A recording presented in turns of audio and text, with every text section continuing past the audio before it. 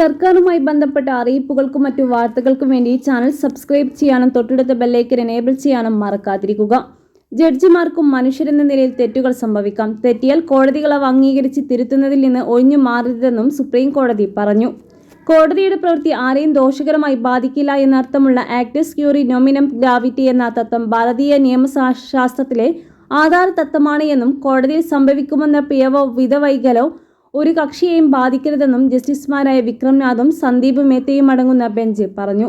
കോടതിയുടെ ഉത്തരവാദിത്തം വ്യവഹാരികൾക്ക് ദോഷം വരുത്താനല്ല, നീതി നടപ്പാക്കാനാണ് പ്രയോഗിക്കേണ്ടതെന്നും നിരന്തരം ഓർമ്മപ്പെടുത്തലുമായി ഈ തത്വം പ്രവർത്തിക്കുന്നുവെന്നും അവർ നിരീക്ഷിച്ചു. എല്ലാത്തിനുമുപരി മനുഷ്യർക്ക് തെറ്റ് സംഭവിക്കാം. അബദ്ധത്തിൽ ഒരു വീഴ്ച കോടതിയുടെ ശ്രദ്ധയിൽപ്പെടുത്തുമ്പോൾ അത്തരം തെറ്റുകൾ കാരണം ഒരു കക്ഷിയും കഷ്ടപ്പെടുന്നില്ല എന്നും ഉറപ്പാക്കേണ്ടത് കോടതിയുടെ പവിത്രമായ കടമയായി മാറുന്നു. അത്തരം സാഹചര്യങ്ങളിൽ തെറ്റ് സംഭവിച്ചെങ്കിൽ തിരുത്തണം, ബെഞ്ച് പറഞ്ഞു.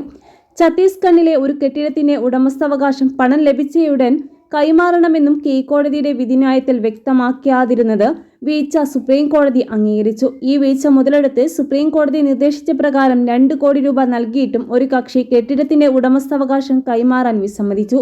ഈ വിധിപ്പിഴവ് തിരുത്തിക്കൊണ്ടാണ് കോടതിയുടെ നിരീക്ഷണം.